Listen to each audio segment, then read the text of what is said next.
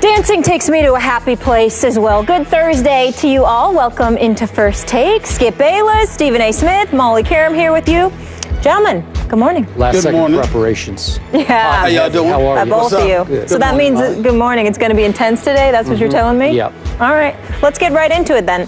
Cam is leading his squad to an undefeated season, but that's not the only thing that makes him happy. Dancing does. Stephen A., what is your reaction to Cam's comments? Well, I have no problem with his electing to enjoy himself. I think that we have to understand something. Everybody has their own individual source of motivation. Obviously, when you think about Cam Newton and what he has been able to do this year, they've got the number 3 ranked offense in the entire NFL. Their passing attack is 28th in the NFL, but they've got the 3rd rushing attack in the NFL, the 3rd overall offense right now in the NFL. They're undefeated, one of only 2 undefeated teams in the NFL, the only undefeated team in the NFC. Right now, if the playoffs were to begin, the road to the Super Bowl through the NFC must come through Charlotte, North Carolina. So when you look at it from that perspective, you're having a ball. You also have to take into account the fact that he has to pay attention to what works for him. Okay? Certain people, just being quiet, demure, laid back, whatever words you want to use to describe their personality does not work for them. I mean, to me, I think often about Skip and I, when Skip and I have 2 completely different approach to everything. I'm more extemporaneous than he is, in my opinion. Skip is thorough. He knows everything. And even though he knows everything, he still has to look it up 2, 3, 4, 5 times because even though he knows everything, he still has to look it up to make sure of it. Well, you call it preparation, but there's no way we could sit here doing what we do if your brother wasn't prepared. That is true. The fact of the matter is that we have different ways of going about doing what we do. If you told me that I had to do this job every day emulating what Skip does, I would quit on the spot because that does. You would fail. I would fail. I would fail because it's not my way. Everybody's got to be themselves. And I say all of that to say that when you look at Cam Newton and what he brings to the table, Skip, again, what I love about Cam is that it says the 28th ranked passing offense. It looks so deceptive because even though they got the 3rd ranked offense, how could that be with their passing attack so putrid or whatever? Cam Newton shows up when it's time. The bigger the moment gets, the more he shines. Suddenly at crunch time, the passes are more accurate. The running plays are more spectacular. He finds a way to get the job done. And if celebrating is a component to all of that, a source of whether it be motivation or a reason to exhale or whatever the case may be, I have no problem with it. I think that a lot of people who are making noise about it are making noise because they don't like the fact that he is the guy that is doing this. Why they feel that way is open to speculation. Well, we need to speculate on that. You know what I'm saying? Yes, we will. But I do believe that you have a lot of people that have a problem with him. Do I think listen, I can only go by what I could tell. I have a radio show every day where I'm communicating with folks. I'm here on national television. There's social media to take into consideration. There's me being at arenas, walking the streets. I can only go by my experience. I can tell you, far be it for me to offend anybody. I have not run into a brother that has a problem with Cam Newton. It's usually somebody else that has a problem with Cam Newton. It's not black people. We look at him and we say, we don't know what y'all are talking about. What is the problem? We really don't see it. Now, I can't speak for all black folk, but most black folk I know who love football, obviously, have absolutely no problem whatsoever with Cam Newton. But the people who are complaining, they might be a bit different. And by the way, there's a lot of white folks out there that don't have a problem with Cam Newton, of a younger generation, older generation who happen to be of a different ethnicity. They might have a problem with it, and that's their right. And that's their right. But it is what it is. Those are all very valid points and insightful points, and I appreciate you saying all that you just said.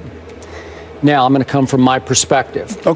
I have to remind you, I'm a Cam fan. I was completely on board with Carolina taking him #1 overall in that draft. He has struggled He has broken through this year, breakout year, fabulous year.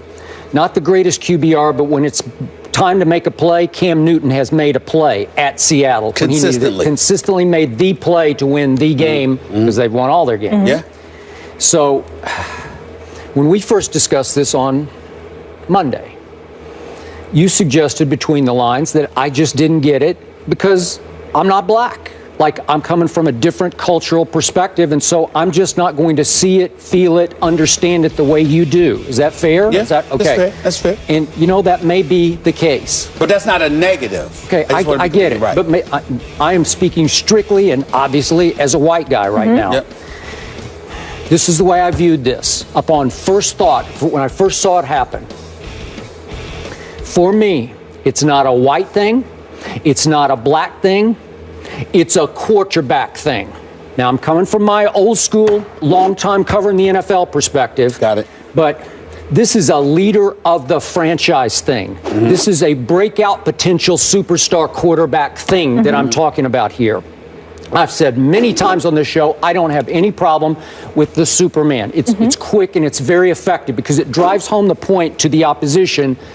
You just Superman them. You just dived right over the line of scrimmage, and they could not stop you oftentimes when he scores from the 2-yard line by extending over the goal line. Right.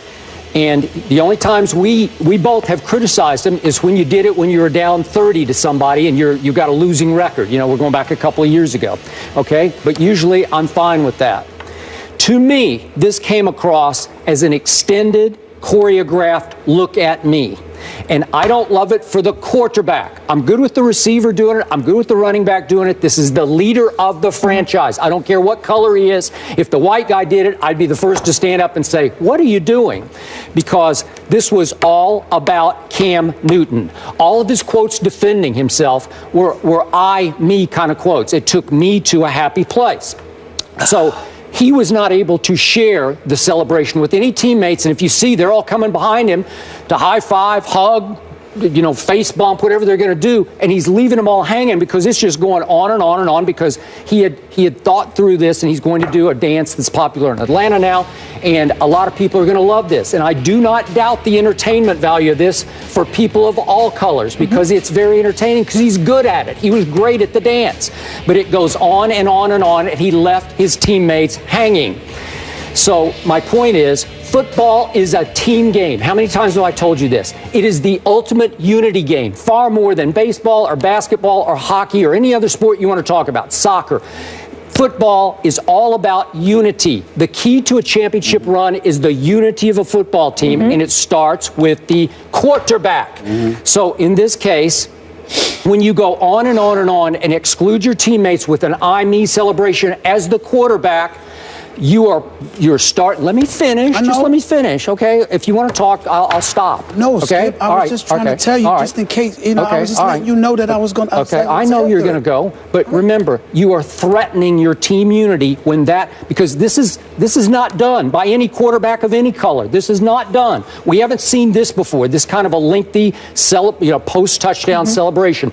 Maybe he is shattering the mold. Maybe I'll sit back at one point and say that brought his team together because they fed off this. They loved it. Maybe that's the case. That has not been the case before in this league. So I'm going to bank on history here and say I think you're threatening your team unity. And we have talked about Cam on the sidelines with the towel over his head where he makes it a me and they kind of a thing. When things are going wrong, he doesn't want to be part of the group. Now things are going right, and apparently in this case, it comes across to me as a white guy as you don't want to be part of that group for that moment.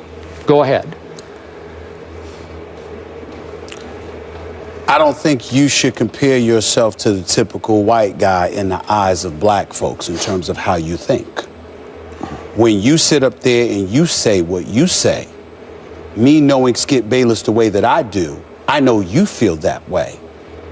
But if I did not know you, and I had to lean on things from an historical perspective as a black man. Yep, I got it. I would not absorb it and embrace it the way that you just broke it down. Here is how I would look at it. I am Cam Newton. I am a star in this league.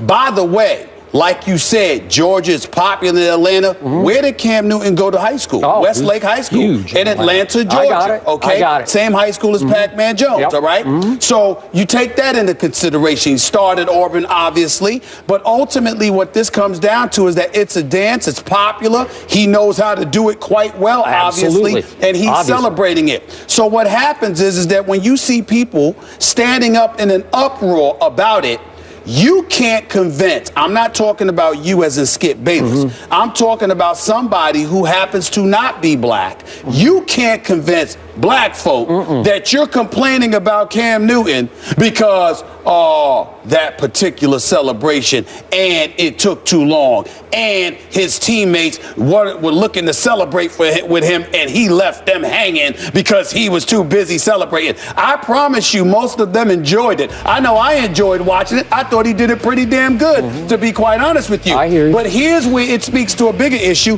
and for the sake of our audience, I had no clue we were going to go here, but I'll take it there. All right. Here's the deal. This complaint about Cam Newton, the game was on Sunday. It is Thursday. But we're reacting to his reaction. Now, I know that, but I'm saying there are still people who are complaining about it, which is why he spoke on it, because there are still people, that's all I mean by that. There's still people who are complaining about it. To Cam Newton and to a vast majority of African Americans out here in this country, what we're seeing is, wait a minute. You want to tell him what to do. You want to tell him how to do it. You know, he's out there. He's balling. Now you want to tell him how he should celebrate, what you deem acceptable. Black folks tired of that. Black folks got their own style, their own flavor, their own flair. They do what they do. If maybe, just maybe, other quarterbacks didn't do what Cam Newton does because Cam Newton is the only one that could do it. Okay. It's just like when you know, we might not have liked the fact that Terrell Owens, you know, imitated Ray Lewis when he scored a touchdown against the Baltimore Ravens years ago in the end zone or whatever. But ain't nobody going to deny that that was a memorable moment, and he did it pretty damn good. What I'm saying to you is that people who can do stuff usually pull off something that, when they're pulling off something that people can't do, sometimes you have folks that have a problem with it because in our eyes, you're trying to dictate everything to us yet again. Cam Newton has graduated in the NFL. He has elevated himself to elite status. He doesn't get in trouble with the law. He ain't breaking no laws. He ain't getting in trouble off the field. He's not a distraction to his teammates inside the locker room. They're winning football games, and yet still people are out here trying to find something to complain with him about because, oh, you don't like the manner in which he's celebrated. He's not going to sit up there and take a personal affront to it, visually the way some others do. But as we sit back, meaning black folks, watching what he has endured this week, it's really much ado about nothing other than envy and jealousy, because at the end of the day, the brother's winning, he's producing, he's not a distraction, he's not breaking any laws, he's not doing anything wrong. He is simply balling, and people from other communities who are complaining about him, all they're doing is sending a message to the black community, reminding us that there is a place, a particular box that you want us to stay in and act accordingly, that you want us to march to your tune. Cam Newton has earned the right to debunk all of that. And I got no problems with it whatsoever. If the Tennessee Titans had a problem with it, they should have kept him out of the end zone. The Washington Redskins, he might do it again this week something else. What the Redskins, what you going to do about it? This ain't New Orleans you're going up against. This is the Carolina Panthers. They actually have a defense, okay? And a coordinator that actually kept his job. What you going to do about Cam? Do something about it or be quiet. Okay. By the way, for the record, I did hear Brian Dawkins, our analyst on this network, have some problem with the length of the celebration. He thought it was just a little much. Okay, fair enough. Just for the record. Okay. Fair enough. All right. And then on a lighter note, a much lighter note. Okay.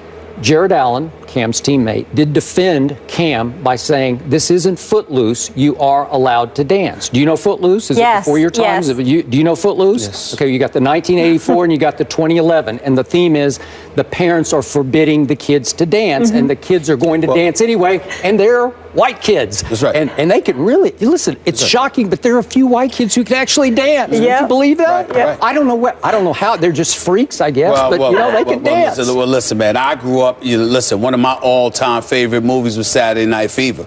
You understand? I mean, I still love John. You could talk about John Travolta with Pulp Fiction and Swordfish and all of these other movies. I remember John Travolta and Danny Terrio from the 1970s. Both white, both could dance their butt off. So it ain't about stereotype. It's just a generational thing. You have some people, of course, there's going to be exceptions to every rule, but most of the people who are complaining about Cam Newton today, based on his celebration, I can assure you most of them ain't black folk. That I can tell you. All right. I have no issue with it. Cam, do you? Speaking of